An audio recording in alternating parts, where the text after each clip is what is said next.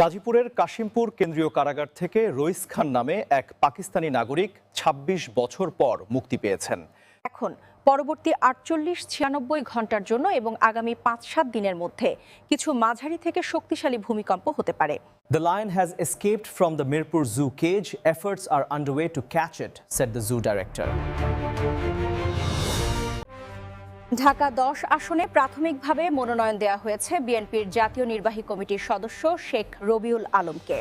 BNP chairperson Khaleda জিয়াকে নিতে কাতার সরকারের ব্যবস্থাপনায় জার্মানি থেকে এয়ার অ্যাম্বুলেন্স আসছে আগামীকাল শনিবার।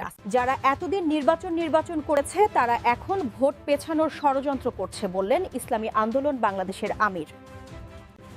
পাবনার ৪টি কুকুরছানা হত্যার দায়ে গ্রেপ্তার নিশি রহমান বর্তমানে তার ২ বছরের শিশুসহ কারাগারে আছেন।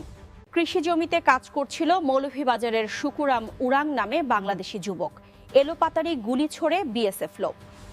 মহাকাশচারী হওয়ার প্রক্রিয়ায় টাইটানস স্পেস ইন্ডাস্ট্রিজের মহাকাশচারী প্রার্থী হিসেবে নির্বাচিত হয়েছেন প্রথম বাংলাদেশি নারী সারাহ করিম।